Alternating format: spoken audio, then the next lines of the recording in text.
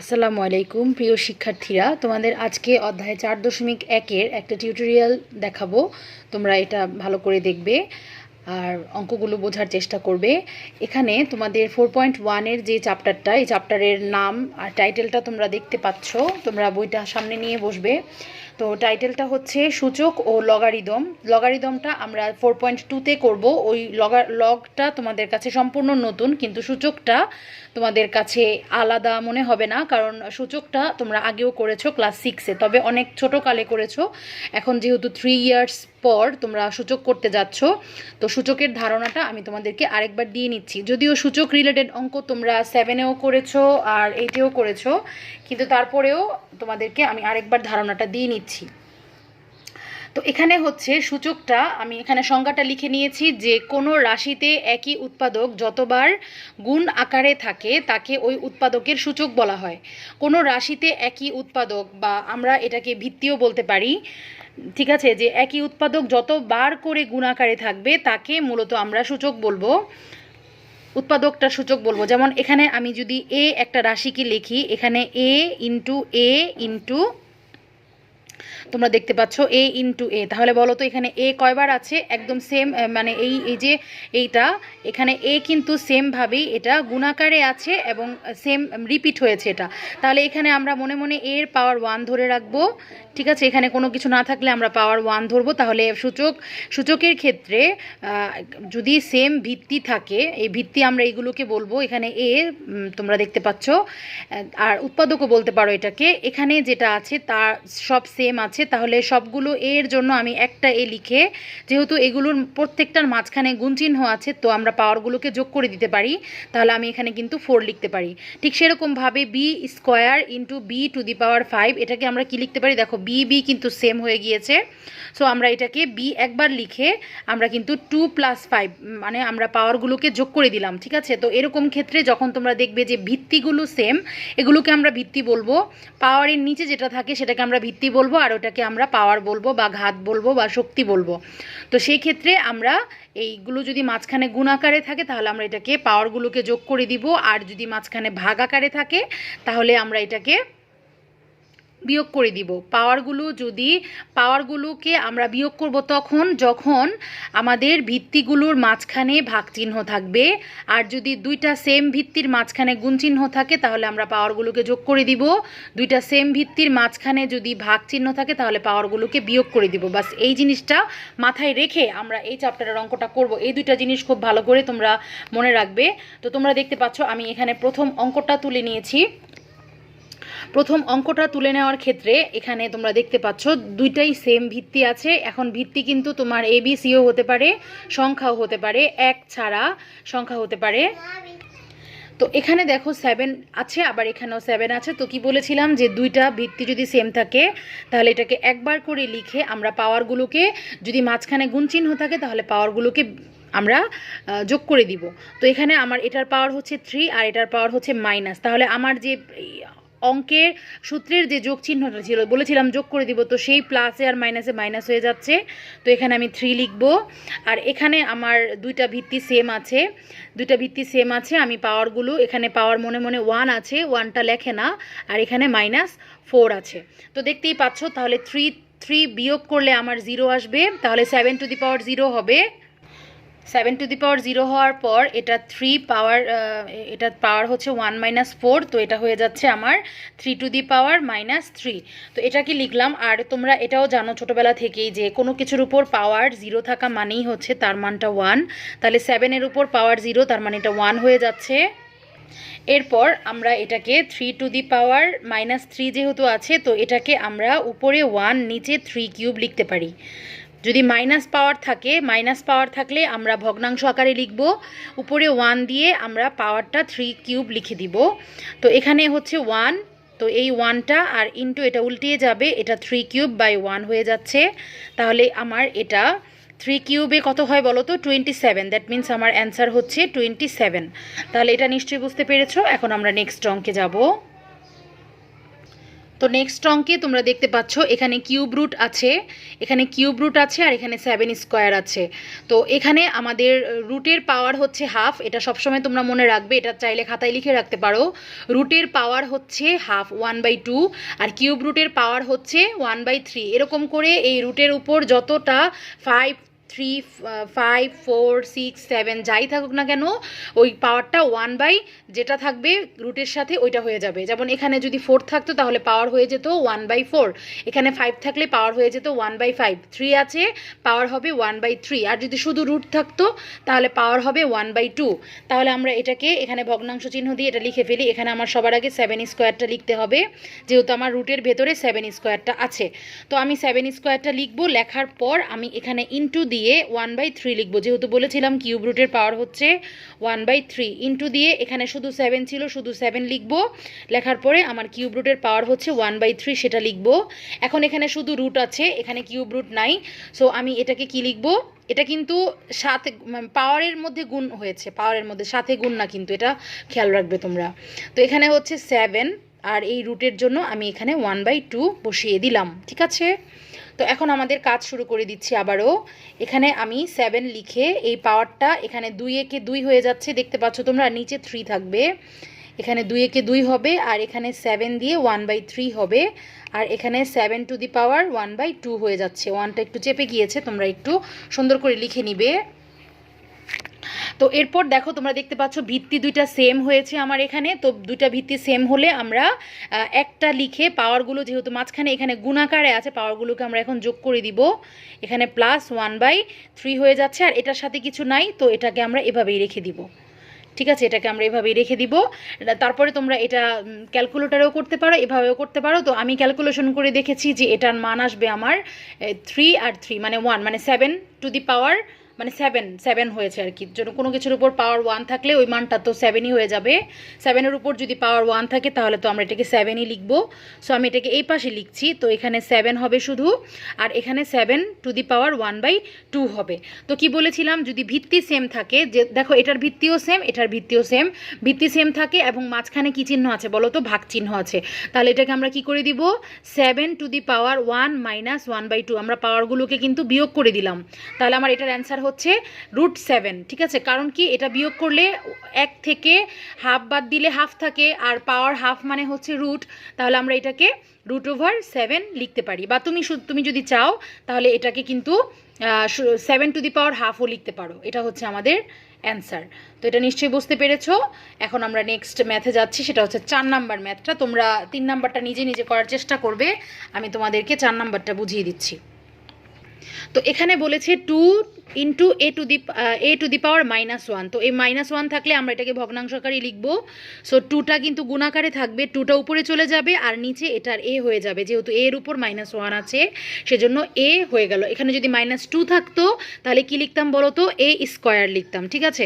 এরপরে হচ্ছে প্লাস দিয়ে আমি 3টা লিখে বিটাকে নিচে পাঠিয়ে দিব, কারণ আমার বিটা এখানে মাইনাস আছে পাওয়ার, ঠিক আছে। আর এটা লিখে দিব এভাবেই, আর এটাকে আমরা লসাগুটা করে নিব। লসাগু হচ্ছে আমার এ বি, ঠিক আছে, লসাগু হচ্ছে আমার এ বি। এরপরে আমার কাটাকাটি করলে এ বি আর এ কাটা যাবে, তোমরা জানো যে ভাগ হয়, এ বি আর এ এর মধ্যে ভাগ হলে শুধু বি থাকবে, তো এখানে থাকতেছে বি প্লাস বি কাটা যাবে, শুধু 3a থাকবে। এখানে ব্র্যাকেট দিয়ে আমি এখানে -1 লিখে দিয়েছি। তো এরপরে কি বলেছিলাম, যে পাওয়ার যদি -1 থাকে তাহলে সেটা ভগ্নাংশ হয়ে যায়। সো আমি এখানে ভগ্নাংশ দিয়ে উপরে 1 লিখে আমি কিন্তু এখন এটা লিখব, 2b plus 3a divided by ab। তাহলে এটাকে আমরা এভাবে কি লিখতে পারি, 1, যেহেতু বড় ভাগ বলি আমরা এটাকে, ঠিক আছে, বড় ভাগের উপরে যেটা থাকে সেটা আনচেঞ্জড থাকবে, যেমন 1টা আনচেঞ্জড থাকবে, ইন্টু দিয়ে নিচেরটা উল্টিয়ে যাবে, 2b প্লাস 3a। তো 1-এর সাথে গুণ করলে ওইটাই হবে অ্যান্সার। তাহলে ab divided by 2b plus 3a হচ্ছে আমার অ্যান্সার, 2b প্লাস 3a হচ্ছে আমার অ্যান্সার। তাহলে এটা নিশ্চয়ই বুঝতে পেরেছো। পাওয়ার যদি মাইনাস থাকে তাহলে ভগ্নাংশ বানিয়ে দিবা, এভাবে অঙ্কটা সলভ করতে হবে। এবার আসো 5 নাম্বার ম্যাথটা বুঝি আমরা। 5 নাম্বার ম্যাথটা হচ্ছে এখানে a স্কয়ার হবে আর এখানে দেখো মাইনাস আছে যেহেতু তো 1/b হয়ে যাবে, এটা তোমরা ভালো করেই জানো। আর এখানে a টু দি পাওয়ার -2 আছে, সো এখানে উপরে 1 হয়ে নিচে a স্কয়ার কিন্তু হয়ে যাবে। -3 থাকলে 1/a কিউব হতো, -4 থাকলে 1/a টু দি পাওয়ার 4 হতো। ঠিক আছে, তো এটাকে আমরা এভাবে লিখলাম। লেখার পরে আমি যে দুইটাকে গুণ করে দিচ্ছি, দেখো এখানে a স্কয়ার হবে উপরে আর এখানে b থাকবে, আর এখানে নিচে এখানে উপরে b হবে আর নিচে a স্কয়ার হবে। তো এই ক্ষেত্রে আমরা কি করি বলো তো, এখানে আমি অঙ্কটা এই পাশে করছি। এই যে বলেছিলাম বড় ভাগ, মানে যেই ভাগ চিহ্নটা তোমার অঙ্কের মধ্যেই থাকবে, হ্যাঁ অঙ্কের মধ্যে কিন্তু এই ভাগটা ছিল, তো আমি এটাকে সবসময় বড় ভাগই বলি। তো এটা হচ্ছে তোমার এখানে লিখে গুণ চিহ্ন দিয়ে নিচে যেটা থাকবে সেটাকে আমরা উল্টাই দিব। তো আসো আমরা এটাকে উল্টিয়ে দিই। উল্টিয়ে দেওয়ার পরে কিন্তু এটা উপরে চলে যাবে আর এটা নিচে চলে আসবে। সো এখানে b স্কয়ার হচ্ছে আর এখানে a টু দি পাওয়ার 4 হচ্ছে। তোমরা জানো a স্কয়ার হচ্ছে a two the power 4। So আমার এটা হচ্ছে অ্যান্সার। তোমরা নিশ্চয়ই এটা বুঝতে পেরেছো। আচ্ছা, এই অঙ্কটার ক্ষেত্রে আমরা এখানে অঙ্কটা তুলে নিয়েছি, এটা হচ্ছে 6 নাম্বার। এটা খুব ইম্পর্টেন্ট, এটা তোমাদের 1 নাম্বার সৃজনশীলে আসতে পারে, সৃজনশীলের মানে কতে, হ্যাঁ সৃজনশীলের কতে এটা আসতে পারে। তো এই ক্ষেত্রে তোমরা দেখতে পাচ্ছ রুট আছে এখানে, তো রুটের জন্য ভয় পাওয়ার কিছু নাই। আপাতত এটার পাওয়ার আমরা চেঞ্জ করব না, আমরা আগে ভিতরেরগুলোকে একটু এডিট করে নেই। তো এটাকে আমরা x টু দি পাওয়ার -1কে আমরা 1/x লিখতে পারি আর ইন্টু y দিব, আর এটাকে আমরা 1/y লিখে ইন্টু z দিব, আর এখানে 1/z লিখে ইন্টু এক্স দিব। ঠিক আছে, তো এগুলোকে আমরা এভাবে রুট দিয়ে এখানে y/x লিখতে পারি, তাই না? আর এটাকে আমরা কি লিখতে পারি, z/y লিখতে পারি, আর এটাকে x/z লিখতে পারি। তারপরে রুট, 3টা রুট, তো আবার গুণ আছে, যোগ থাকলে কিন্তু লিখতে পারবো না, যোগ বিয়োগ থাকলে। তো 3টা রুটকে শুধু একটা রুট লিখে সবগুলো সংখ্যাকে একটা রুটের ভিতরেই আমরা লিখে দিব। ঠিক আছে, সবগুলো সংখ্যাকে আমরা দেখো একটা রুটের ভিতরে লিখে দিচ্ছি। সো আসো আমরা কাটাকাটি করি একটু, কাটাকাটি করতে আমাদের অনেক ভালো লাগে। সো আমরা কাটাকাটি করে ফেলেছি। তো এখানে হচ্ছে আমাদের √1 হয়ে যাচ্ছে, তো আমার অ্যান্সার হচ্ছে 1। এই অঙ্কটা খুবই ইম্পর্টেন্ট, তোমরা ভালো করে দেখে অঙ্কটা করে ফেলবে। Here is another one. এখানে তোমাদেরকে একটু টেকনিক্যালি অঙ্কটা করতে হবে, এটা একটু গতানুগতিক ধারার বাইরে, কারণ মাঝখানে কিন্তু প্লাস মাইনাসের অঙ্ক এতক্ষণ তোমরা দেখো নাই, আর দেখলেও হয়তো একটা দুইটা দেখেছো। তো এটাকে আমরা একটু ভাঙবো। কিভাবে ভাঙবো দেখো, আমি তোমাদেরকে বলেছিলাম যদি ভিত্তি সেম থাকে এবং যদি গুণাকারে থাকে ভিত্তিগুলো, তাহলে আমরা এই পাওয়ারগুলোকে যোগ করে দিব। এখন আমরা উল্টাবো, আমরা যেমন গুণ থাকলে পাওয়ারকে যোগ করে দিয়েছিলাম, এখন আমাদের পাওয়ার যোগ আকারে আছে, এখন আমরা ভিত্তিগুলোকে গুণ আকারে লিখবো। ঠিক আছে, দেখো এটাকে আমরা এভাবে লিখবো। কিভাবে দেখো, দেখো ভিত্তি যেহেতু 2 আছে, তার মানে 2 এর সাথে আমার এটা যাবে, 2 এর সাথে n যাবে পাওয়ার ইনটু দিয়ে, মাঝখানে ইনটু দিয়ে আবার ভিত্তিটা লিখবো সেম 2 লিখে পাওয়ার 4 লিখবো।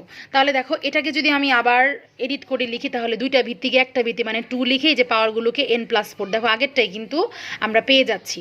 সো এটাকে তোমরা এভাবে লিখবে। ওকে, কি বলেছি, এই যে যখন গুণ থাকবে তখন পাওয়ারগুলোকে যোগ করে দিব, আর যখন যোগ থাকবে তখন ভিত্তি আলাদা লিখে পাওয়ারগুলোকে গুণ করে দিব। দেখো ভিত্তি আলাদা লিখে পাওয়ারগুলোকে গুণ করে দিয়েছি, কথাটা ভালো করে মনোযোগ দিয়ে শুনবে তোমরা। তো এখানে 4 যা আছে লিখে আমরা এটাকেও সেম কাজ করব। দেখো এখানে n লিখবো, এই যে দেখো ইনটু দিয়ে 2টা আবার 1 এর সাথেও দিয়ে দিব। 2টা কিন্তু একটু নিচে হবে, আমি 2টাকে একটু উপরে লিখে ফেলেছি। ঠিক আছে, তো যাই হোক এটাকে লিখলাম এভাবে। আবার এটা দেখো কিভাবে করি, এখানে কিন্তু আমি এটাকেও আমি চাইলে ভাঙতে পারি, কিন্তু ভেঙে আমাদের আপাতত লাভ নাই। এটাকে আমরা দুইটা ভিত্তি সেম আছে, দেখো দুইটা ভিত্তি সেম আছে আর মাঝে কিন্তু ভাগ আছে। তো কি করব, ভাগ থাকলে পাওয়ারগুলোকে বিয়োগ করে দেয় নাকি, তাহলে দুইটা ভিত্তিকে একটা লিখে, এই যে 2 এর পাওয়ার মনে মনে 1 আছে না, তো এটাকে আমি বিয়োগ করে দিয়েছি। তো এটাকে বিয়োগ করে দেওয়ার পর এখানে আমার নিচেরটাই আগে লিখি, 2 টু দি পাওয়ার n+1 আমি লিখতে পারি, তাই না? এই যে 2 এর থেকে 1 বাদ গেলে 1 থাকে। ঠিক আছে, তো আর এটাকে আমরা 2 টু দি পাওয়ার n লিখে, এটাকে কিন্তু 2 টু দি পাওয়ার 4 এ কত হয়, 16 হয়, আর এটা হচ্ছে 4 আর এটা হচ্ছে 2 to the power 1। 2 to the power 1 মানে তো 2ই, তার মানে 4 দুগুণে 8 হয়ে যাচ্ছে, আর এটা into 2 to the power n হচ্ছে। ঠিক আছে, এটাকে এভাবে আমরা রাখবো। এরপরে হচ্ছে দেখো আমরা সমান সমান দিই, এটাকে এখন একটু ভেঙে নেই, 2 to the power n into 2 to the power 1 কিন্তু লেখা যায় এটা। ওকে, আর এই দুইটা থেকে কিন্তু আমরা কি করতে পারি বলো তো, 2 টু দি পাওয়ার n আমরা কমন নিতে পারি, যেহেতু মাঝখানে বিয়োগ আছে। তো এখান থেকে 2 to the power n common নিলে 16 থাকতেছে, আর এখানে -8 থাকছে। তাই না? ওকে, তাহলে দেখো 2 টু দি পাওয়ার n কাটা, তো আমাদের পথের কাটাও দূর হয়ে গেল সেই সাথে। তো আমরা এখন এটাকে 8 লিখব আর এটাকে 2 লিখব। 16 থেকে 8 বাদ গেলে 8 থাকে আর এটা 2 থাকে, দ্যাট মিনস আমাদের অ্যান্সার হচ্ছে 4। সো আমরা অ্যান্সারটা পেয়ে গিয়েছি। এই অঙ্কটাও ইম্পর্টেন্ট, ক নাম্বারে আসার মতো। সো এটা তোমরা ভালো করে দেখে খাতায় করে ফেলবে, ঠিক আছে? নিশ্চয়ই বুঝতে পেরেছো ম্যাথটা তোমরা। তো আমরা 8 নম্বর অঙ্কটা তুলে নিয়েছি। এটাকে তোমরা দেখতে পাচ্ছ ভিত্তি আছে 3 3। তো এটাকে এভাবেই আপাতত লিখি, কারণ আমরা এই পাওয়ারটাকে একটু এডিট করব। কিভাবে? এখানে 3m আছে না, এটা দিয়ে গুণ করে দিচ্ছি, তাহলে আমাদের ইজি হবে। এটা m² - m হবে, এটা ভাগ চিহ্ন দিব। আর এটাকে কিন্তু আমরা পাওয়ার 3 মানে ভিত্তি 3 বানাবো। তো এটাকে 9, তো 9কে কিন্তু আমরা 3² লিখতে পারি, তাই না? 9কে 3² লিখে ব্র্যাকেট দিয়ে আমি এখানে m+1 লিখতে পারি। অনেক স্টুডেন্ট ব্র্যাকেট দেয় না, যার কারণে অঙ্কটা ভুল হয়। এই কারণে এই 2টা কিন্তু এই দুটোটার সাথে গুণাকারে থাকবে। আর এটাকে দেখো আমরা এক ঢিলে 2 পাখি মেরে ফেলবো। আমরা আর অন্য কাজ করব না, 3টা লিখে আমরা এটাকে সূত্রে লিখে ফেলবো। দেখো a + b × a - b, তাই না? এটা কিন্তু দুটোটা পাওয়ার এবং গুণাকারে আছে। তাহলে পাওয়ারগুলো যেহেতু গুণাকারে আছে, সূত্রে নিতে পারি a + b × a - b। তাহলে a² - b², ডাইরেক্ট m² - 1 লিখে ফেললাম। ওকে, এরপরে হচ্ছে আমরা এটাকে দেখো দুইটা সেম না।